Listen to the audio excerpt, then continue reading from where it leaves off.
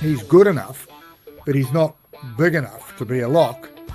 He's probably big enough to be a blindside flanker, and if I was him, and if I was his coach, Richard Watt, I'd tell him to go and play blindside flanker. Are we a better team than we were when Scott Robertson took over? Can you honestly say that we are? England won 49% of possession in the first half, and then by full time they'd won 44% of possession. So they did it without as much ball as us. DSPN is brought to you by Novus Glass, proud partner of the Special Olympics New Zealand. The Special Olympics New Zealand National Summer Games is in Christchurch, Otautahi, this December. Across New Zealand, Aotearoa athletes, clubs, volunteers and families are getting ready, training, supporting each other and celebrating as the flame of hope travels down the country. Text Novus to 3598 to support our athletes. That's Novus, Novus, to 3598 to support our incredible athletes at the Special Olympics in Christchurch, Otautahi, this December. Notice it, Novus it. Welcome to the DSPN. Team New Zealand's in trouble. Goal! He's done it again, Ricky Herbert. The Devlin Sports Podcast Network. DSPN, welcome to it. Martin Devlin, Lachlan War. A couple of days now since we got well beaten by England at Twickenham, and I've been looking forward to this. I look forward to it every week. As a matter of fact, he provides such expert analysis for us, a perspective that can only be brought by someone that has played at that level for as long as he did. An outstanding All Black, a great commentator, been immersed and involved in the game his whole life. And here we get the chance to sit down, pick his brains and get his opinions about what went on the weekend. Mex, welcome back, mate, as always. Yeah, it was a disappointing game, particularly the second half. I always thought it was going to be tough. And I made a comment, I think, that, with an Italian referee at Twickenham, it's going to be difficult. But it wasn't the referee. The referee, I thought, did a bloody good job. Good on you. The TMO, yeah, I did, yeah. The TMO, not so much. Because, pulling Cody Taylor for that and a yellow card was bloody ridiculous. Absolutely ridiculous. I mean, I think the adjudicators or World Rugby have to have a look at it because they're ruining the game as a spectacle. A lot of people complaining about the yellow cards on the weekend. You send a player off and often it changes. I will say, though, that we won 56% of the ball. Which is wow, pretty that's a interesting. stat. That is a stat. I didn't know that. Yeah, and I think I said to you last week that if we're going to win this game at Twickenham, we need 60% of possession. The reason I said that, I've played a few times at Twickenham, 2 or 3 times anyway, and 3 I think, and the scores were within about 5 points every one. So it's always tough there, for one reason or another. Who knows? But I thought the referee did a better job than I expected, to be frank. We don't really have a lot of world-class Italian referees, but I think he probably is one. So there's no excuses in that department. We won enough possession. 56%, I said 60% we needed. 56 is close, but we weren't close on the scoreboard. So, you got to look pretty hard at things, and you have to say, how the hell did the Springboks score so many points against the All Blacks in the second half in Wellington? Mm-hmm. How the hell did England, who've never been any good at attack anyway, score so many points in the second? They haven't. I can't name a year they've been good at attack. When they won the World Cup, they weren't that bad. Oh, yeah, they were a close the game down team. Yeah, you're right. Yeah, they were. Yeah, they closed the game down well, and I think they played strategically clever rugby. So strategically, they're good. And I think they beat us in that department. I mean, the second half, they definitely won that game. I mean, we actually won 51% of ball, but I was very interested because I think possession is the main one. It's very hard to win without the ball. If you're away from home, you need more than your share of the ball to counter the away factor. That's my philosophy. But when I saw the English team, I just about did a double take because that would be the shortest forward pack England have played for a couple of years now, I'd imagine. There was no really tall, loose forward. So they only had 2 line-out jumpers in some respects, and that's probably why we won the ball. But they weren't concentrating on possession. They were concentrating on strategy, and they beat us in that department. The other thing that I think stood out for me is that we've got an issue in defence. It's too easy to score tries against us. And so we need to look at that. And I don't know who the defence coach is. You know, it's a funny thing, Marty. When Razor announced all his team, his crew, there were so many, I thought, well, that's impossible. But it was just a matter of time, and I've been giving him plenty of leash because it looks to me like they're moving in the right direction. And I think they finally got to a stage where they're down to 3 main selectors, haven't they? And some people probably think there's a Canterbury factor there, but that doesn't worry me. I think we're bigger than that when we get to the international level. It's the 3 best guys for the job. He works well with those 2 Canterbury. Jason, I think Jason knows what he's doing in the front row, and he's doing a good job. So I think, I've got no problems with that as a selector. And the same thing with Hansen in the backs. They're a proven combination at Super Rugby level. But this is not Super Rugby level. And I think the whole world probably understands that better than we do. At the moment. Because Super Rugby level, for many years, has been outstanding. Because we had these South African teams in the competition, and it was a really high level. The level of Super Rugby at the moment is not as high as it was. And I'll give you an example. The lock position. There are locks all around New Zealand playing Super Rugby that aren't big enough for the international stage. Koi's one. He's good enough, but he's not big enough to be a lock. He's probably big enough to be a blindside flanker. And if I was him, and if I was his coach, Richard Watt, I'd tell him to go and play blindside flanker. He's even got the potential to be number 8 because he's got anticipation. But he hasn't got the ability, like Vi, to win ball against world-class players at international level. Now, that's the common denominator. If you're going to get selected in an All Black team as a line-out forward, you've got to win some ball off the opposition throw. You've got to win your own ball. We did pretty good in the first half on that. You've got to win opposition ball. We weren't too bad in the first half on that, Max. We actually, I think we were 2 and 3 they were, and we were 6 and 1 off our throw. So we actually did pretty good on that. But it unravelled in the second half, yeah. That's my point. We won possession, but they won the game. Mm-hmm. And their loose forwards were the shortest loose forward trio. I'm repeating myself. That I've ever seen, I think. I didn't want to say look at their tactics. You talked about the strategy, and look at their tactics. They had perhaps their best loose forward, Tom Curry, on the bench. They had the guy Pollock with them, and clearly Borthwick had looked at us and said, okay, you guys are big time in the last 20 minutes. I'm going to bring on, not one at a time, I'm going to bring on a whole lot of them at once, and we're going to refresh that whole side of our game and be able to up the tempo when it comes to countering your loose forwards in that last 20 minutes. I thought he got it exactly right. I think that's exactly right. I think before the game, they sat down and said, how can we beat these guys? Yeah. How can we beat them? And the answer would have been, we've got to play. We're going to have to make play here. So we're going to have to pick players. So we're going to have to pick players that can win the breakdown ball, not necessarily first phase. They sort of, I thought it was a very clever team when you look at the result of their selection. They said, okay, these guys aren't that good in the line-out apart from their top 2 jumpers. I hate to say that, but, even I was watching the game and I wanted to see how many loose forwards jumped for the ball. There was only one. He had 2 jumps. He got one. He lost the other. So it's a 50% success ratio. So we were reliant in the end on our locks as far as ball goes. And the locks did a good job. And, we won that bloody battle. But they won the game. And they won the game because they said, we're going to hustle. We're not going to kick the ball as much as the normal English team. They'll be expecting us to kick the ball. We're going to put it up in the air and we're going to contest that area of the game, and which they did do. And we still can't sort that. And we're going to play. Yeah. And they moved the ball more than I have ever seen them move Max, the ball they scored before. 2 brilliant tries off lineouts, first phase ball, and they, as you say, they really attacked us. Look, I think they sussed us out is what they did. Here's a question for you.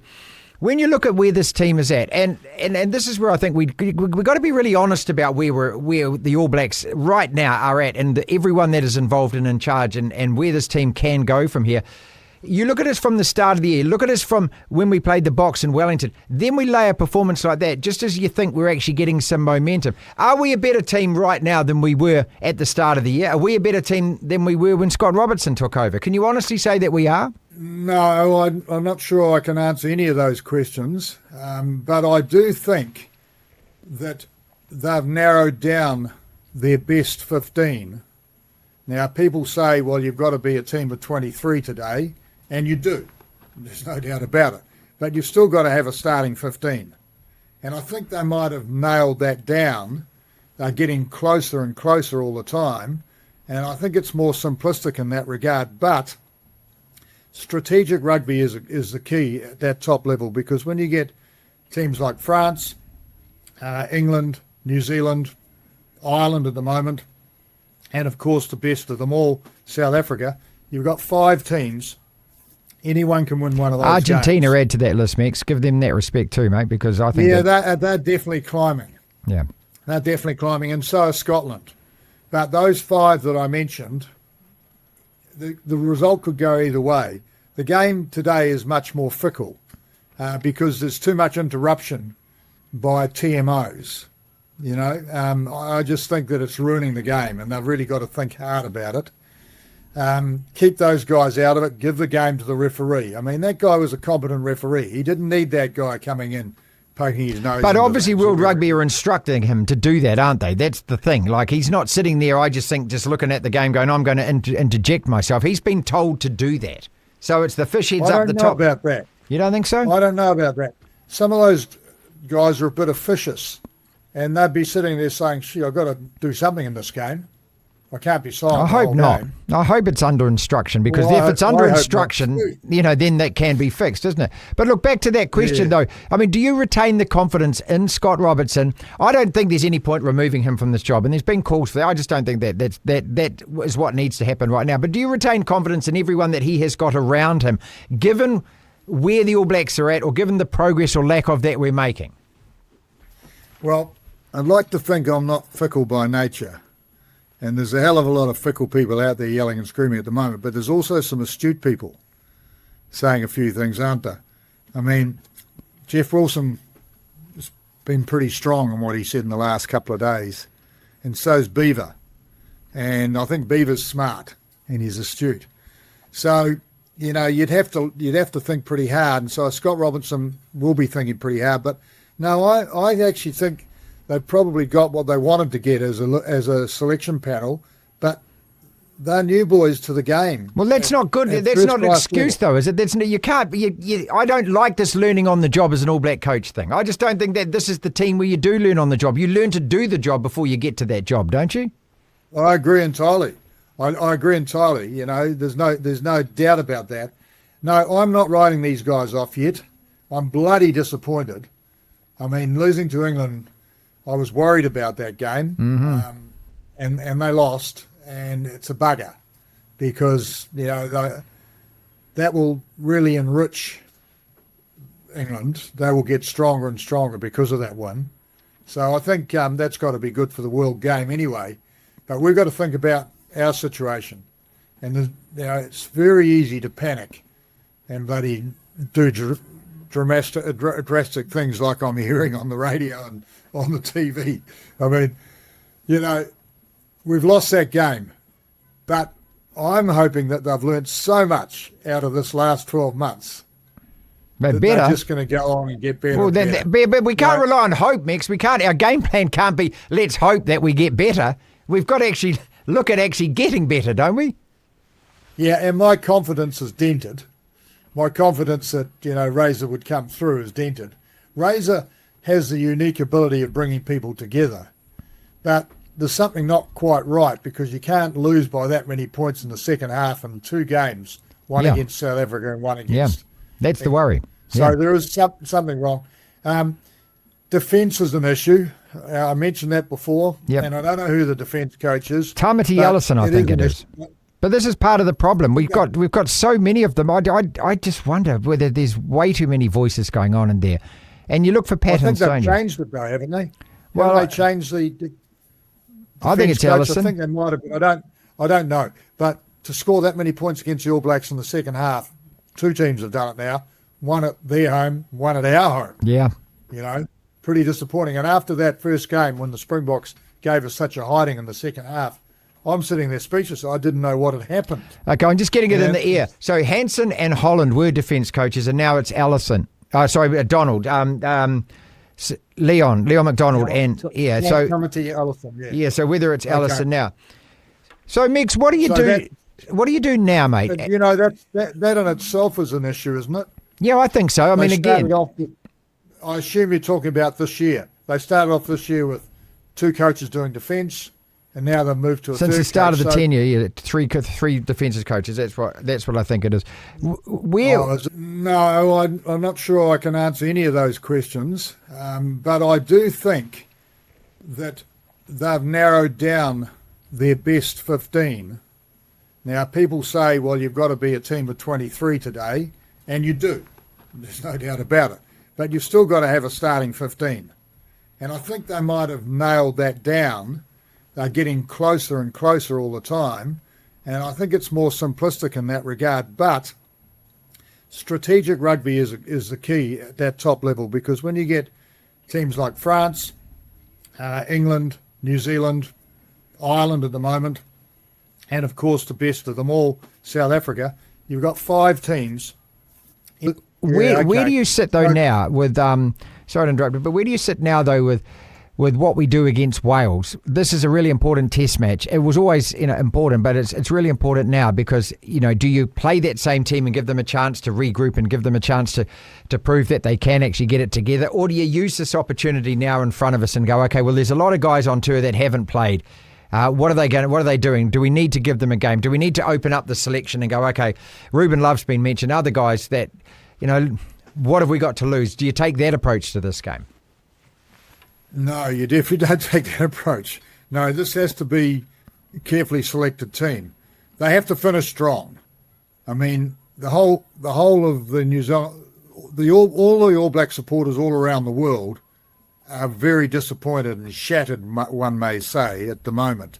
So they have to finish strong. You're playing against a Welsh team that's had better days. Uh-huh. The Welsh beat the Japanese in this last game, which will give them a bit of encouragement, but the Japanese aren't really your yardstick, are they? Not really. So, I would say that we should be able to beat Wales, at the Millennium Stadium? Is that what they call it? Yep. Cardiff Arms, mate. Should be able to beat Cardiff Arms, that good old Cardiff Arms where they have blind faith. They had blind faith. I don't think they've got blind faith anymore. No. But it is an aura.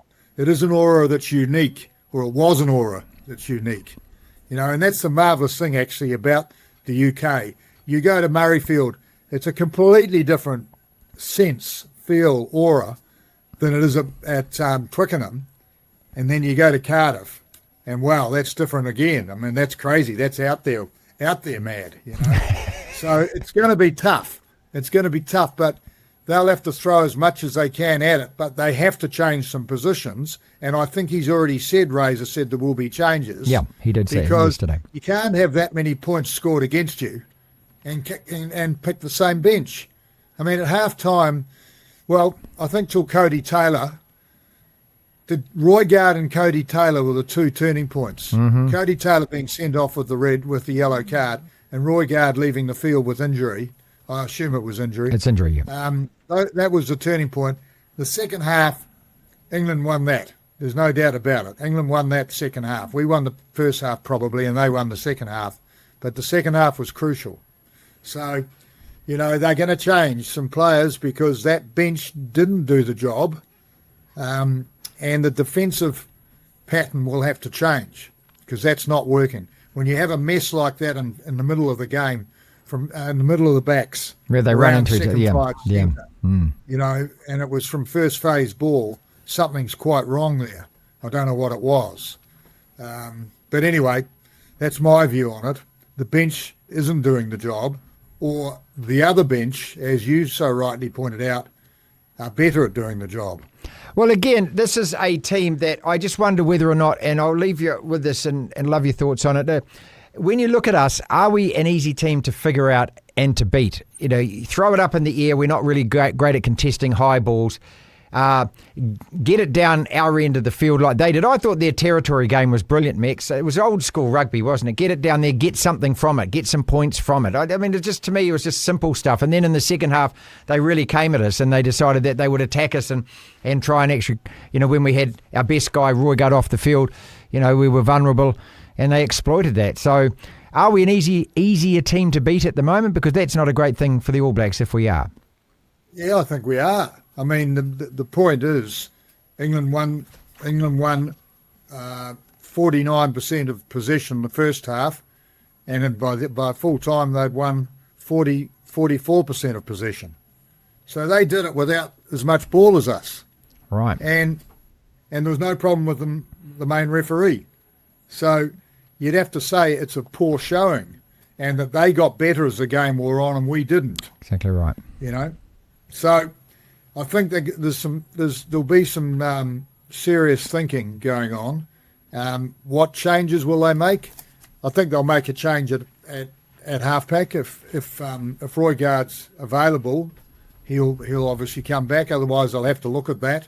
I don't think we were strong in that area. I don't think we were strong at 10 either.